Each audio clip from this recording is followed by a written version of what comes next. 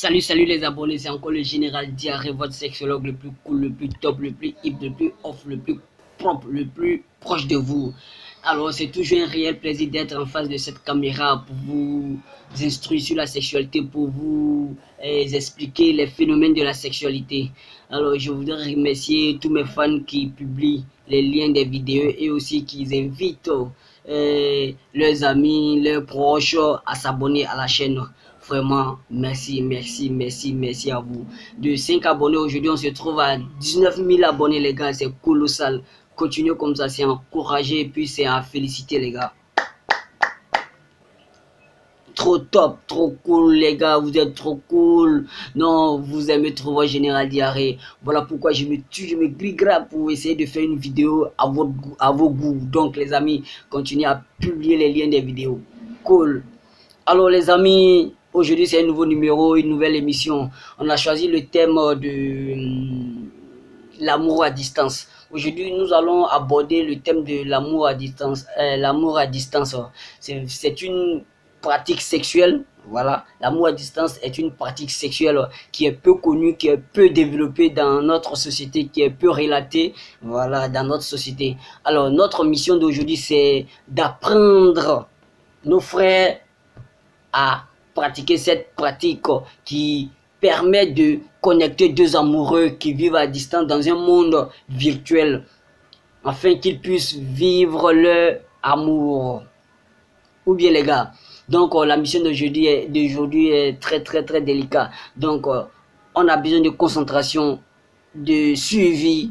Alors les amis, vous savez ce qui vient, c'est quoi? Le sujet du jour, bien sûr. Donc c'est parti pour le sujet du jour. Ouais.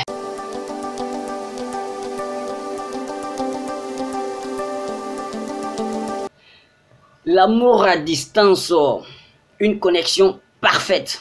Oui, une connexion parfaite, une connexion qui permet de connecter deux amoureux qui vivent à distance, afin qu'ils puissent vivre leur amour avec goût, avec plaisir. Alors, comment est-ce qu'on pratique cette pratique peu connue qui est l'amour à distance? Il faut savoir que pour pratiquer l'amour à distance, il y a certains facteurs à considérer. Par exemple, on a le temps, le moment, bien sûr, le temps, la disponibilité, et puis l'environnement, le cadre. Voilà. Bon, on va rentrer dans les détails maintenant. L'amour à distance. Comment est-ce que ça se passe? Alors, si vous êtes des amoureux, que vous viviez à distance, c'est-à-dire l'autre est patati, l'autre côté, et l'autre côté, ou soit l'autre est dans la chambre ici, et que l'autre se trouve dans l'autre chambre. Voilà, c'est comme ça, l'autre chambre. Et vous voyez un peu. Voilà. Mais comment est-ce qu'on peut faire pour se retrouver? C'est ça. Puisqu'on est séparés. Ici, il s'agit de créer un monde où vous pouvez vous retrouver et d'essayer de vivre votre amour. Mais ce monde n'est pas réel, n'est pas physique, n'est pas palpable. Ce monde est virtuel. Donc, ce qui fait appel à notre connaissance, à notre capacité de dialogue, de vers, la manière de parler, la manière de créer cet univers dans la tête de nos partenaires. Alors, je vous explique en détail, c'est le général Diarrhée, c'est ce que je dis. Hein. C'est parti. Alors, par exemple, c'est moi le général Diarrhée et je vais appeler Marguerite qui vit l'autre côté, qui veut dire dans la cour voisine, ou bien qui se trouve à Paris, moi en Côte d'Ivoire, et l'autre qui se trouve à Patati Patata. Vous voyez un peu? Alors, je fais quoi? Je regarde d'abord à quel moment Marie est disponible. C'est ce qu'on appelle la disponibilité. Si elle est disponible à 21 h à midi, etc. Ça aussi, ça compte. Alors, je prends le numéro de Marie et je l'appelle. Il y a le temps. En général, cette pratique, on la pratique beaucoup la nuit. Par exemple, à 0 h, à 22 h, à 23 h. Mais il se trouve souvent aussi que les partenaires ne dorment pas seuls dans la maison. Donc, du coup, c'est un peu difficile. Si vous savez que votre partenaire ou bien votre partenaire ne vit pas seul, donc vous pouvez essayer de trouver l'heure idéale où la personne est seule, peut être seule, et puis enfin que vous puissiez pratiquer votre pratique parce que c'est une forme de masturbation, hein. Ouais, il faut le dire, c'est une forme de masturbation. Voilà. Alors, comment ça se passe? Si Marie est disponible, par exemple, à midi, que il y a ce qu'on appelle le cadre. Il faut que Marie soit isolée. Ça veut dire que Marie doit être seule dans sa chambre. Voilà, dans sa chambre. Voilà, si Marie est seule dans sa chambre, là, et moi aussi, je suis seul dans mon coin, là, on peut commencer à pratiquer notre pratique. Et comment ça se fait? Alors, allô Marie, on dit quoi, ça va? Elle dit, tu es seule? Oui, on dit quoi, ça va? Ça fait 2 jours, là, tu me manques. Là, on pose la base.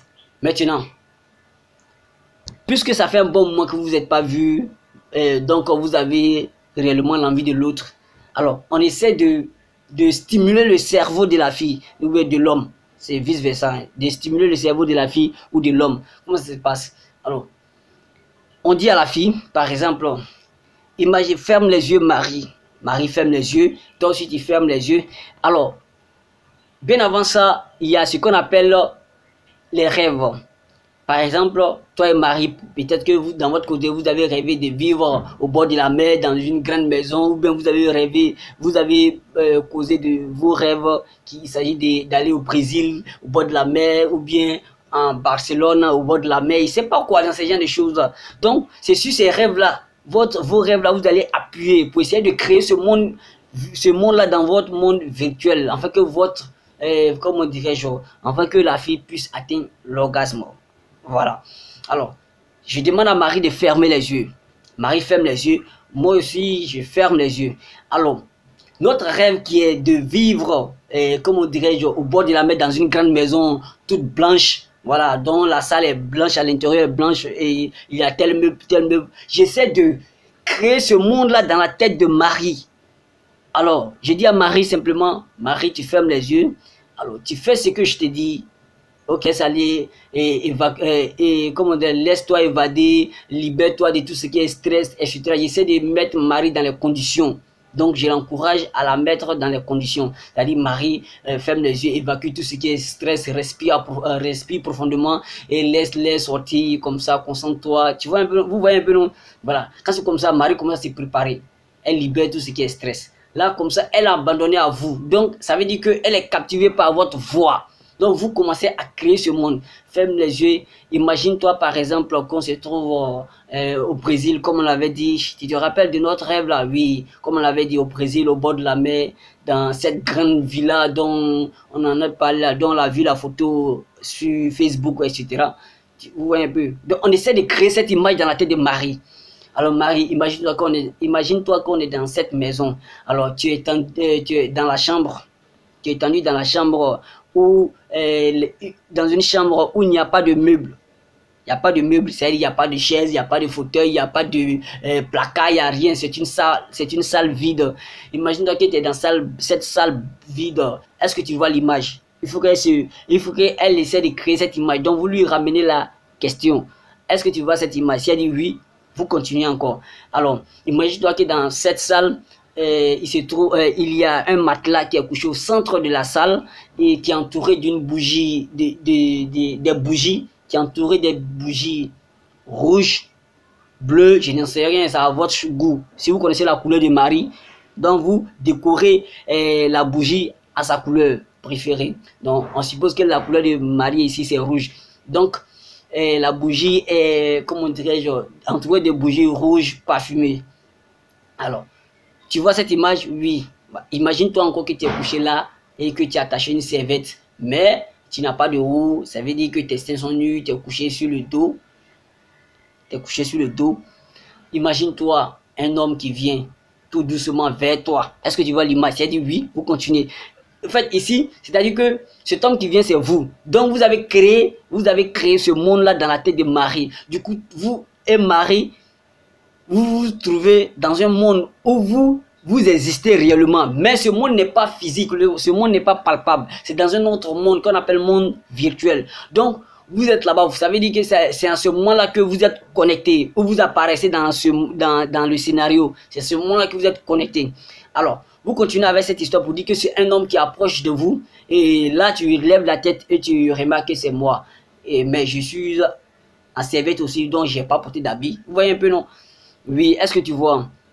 Là, tu es couché sur le dos, ta main sur ton ventre, etc.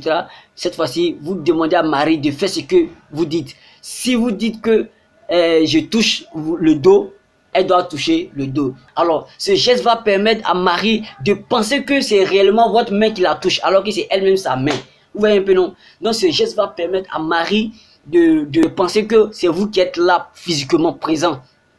Alors, imagine-toi, vous continuez toujours avec l'histoire. Imagine-toi, Marie, que, comment dirais-je, je passe l'huile de massage sur ma paume et que je frotte. Je commence à te masser du cou, vers ton cou là, doucement.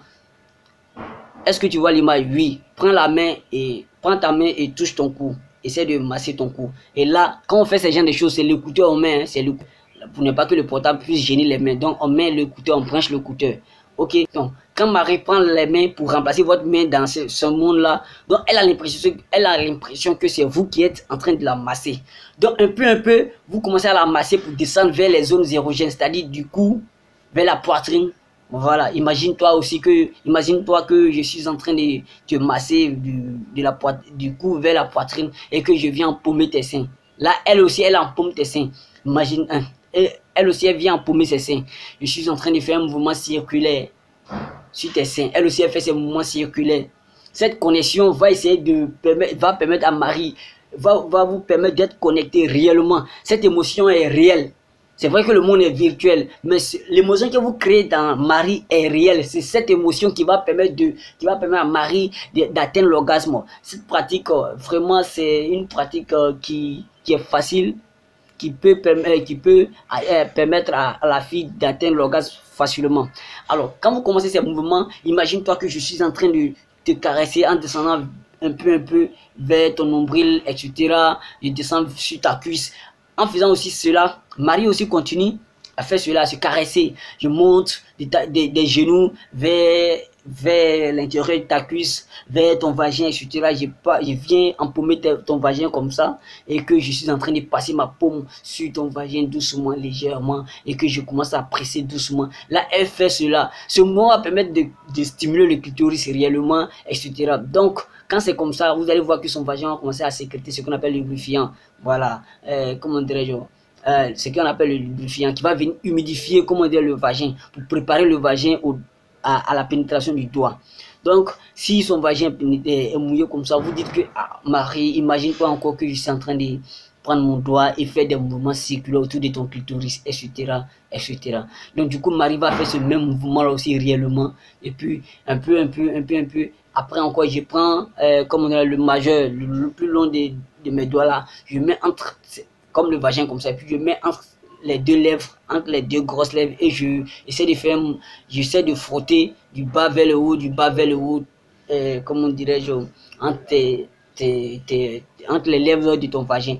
Marie aussi va essayer de faire ces mouvements. Après, vous passez à la pénétration. Imagine-toi que je suis en train de pénétrer ton vagin avec mes deux doigts, c'est-à-dire l'index et le majeur. Doucement, Marie aussi va permettre.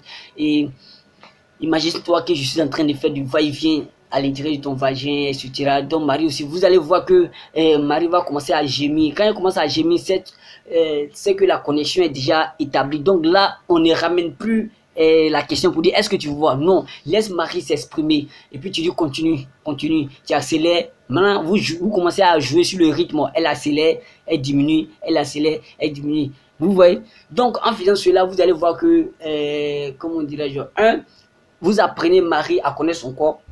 2, vous apprenez Marie aussi à apprendre à stimuler comme ces zones érogènes. 3, vous apprenez à Marie à atteindre l'orgasme rapidement. Alors, cette pratique permet à la femme d'atteindre l'orgasme rapidement. Maintenant, comment ça se passe chez l'homme? Quand Marie se met à gémir, vous attendez les gémissements. Or, on sait que l'homme est très sensible aux gémissements. Donc, du coup, quand Marie commence à gémir, là, où vous êtes là maintenant, vous commencez à jouer avec votre pénis. Vous allez penser réellement que vous êtes en train de pénétrer Marie réellement. Donc, cet amour est réel dans un monde virtuel, mais les émotions sont réelles sur cette terre. Si les émotions sont réelles, ce sont ces émotions-là qui vont vous permettre d'être connectés. Vous allez voir qu'après cette première pratique, c'est vrai que le début est dur. Après cette première pratique, que vous lancez dans la deuxième pratique, dans le deuxième essai, vous allez voir que, on appelle ça comme, vous allez voir que la suite va être rapide. La suite va être rapide. Ok, vous allez voir que la suite va être rapide. Donc, le fait de vivre son amour à travers le téléphone ou bien à distance comme ça, cela va permettre de maintenir votre relation. Cela va permettre de rester toujours ancré dans la tête de Marie ou bien de Gilbert, qui va pas vouloir se donner à d'autres garçons ou à d'autres filles. Vous voyez un peu, parce qu'elle sera là toujours à vous attendre. Il sera là toujours à vous attendre à ce que vous arrivez. Donc, à chaque fois, comment dirais-je, à chaque fois que vous avez besoin de Marie, vous allez voir que vous allez vous souvenir de ce beau moment et que vous allez bondir sur votre téléphone et que vous allez vous retrouver dans votre monde virtuel où vous vous connectez et puis vous faites vous vivez votre amour. Il y a regardé un film comme ça, il s'agit d'introduire une puce, je ne sais pas si c'est ici, voilà, une puce dans la tête des gens, bon, qui vont permettre de trouver leur âme sœur dans un monde virtuel et puis vivre leur amour. C'est-à-dire le gars il est couché là, il ferme les yeux. Du coup, la puce le permet de trouver comment dirais-je, la femme de ses rêves et puis vit son amour dans ce monde-là. Il est couché là, il vit son amour, il vit son orgasme. C'est un peu même chose, c'est un peu comme ça. Voilà, c'est un peu comme ça. Donc, à chaque fois que vous aurez besoin de Marie ou de Gilbert, vous l'appelez et puis vous essayez de vous retrouver dans votre monde virtuel et puis vous vivez votre amour. Alors les amis, c'était un peu, comment faire l'amour à distance. Voilà, comment faire l'amour à distance. Si vous avez d'autres questions, d'autres préoccupations, alors mes numéros sont au bas du téléphone et je serai ravi de répondre à vos questions. Je serai ravi de partager vos avis aussi. Alors, n'oubliez pas de partager la vidéo, de liker la vidéo et puis de laisser des commentaires, des messages d'encouragement et autres. Alors, c'était le général Diary. Ciao, ciao. S'il vous plaît, quand vous rentrez dans mon PV pour causer, je ne suis pas Google quand même. Donc, quand vous rentrez dans mon PV, prenez la peine de vous présenter et puis vous exposer votre souci, votre problème, votre préoccupation. Il y a des gens qui se permettent de dire bonjour, comment on fait pour faire ça? Bonjour, c'est quoi on appelle tant? Bonjour, c'est pas Google, c'est pas Google, le nom de Dieu. Hein? Donc les gars essayent de comprendre. Donc souvent quand ils voient ces gens de messages, ça me blesse, donc ça fait que du coup je peux pas répondre. Voilà, c'est une manière de se foutre des gens, bah, je ne peux pas répondre. Donc si vous envoyez un message dans mon PV que je ne réponds pas, c'est que vous avez mal reformulé votre message. Ok les amis, donc je vous aime. Ciao, ciao, à bientôt. Général Diarrhée.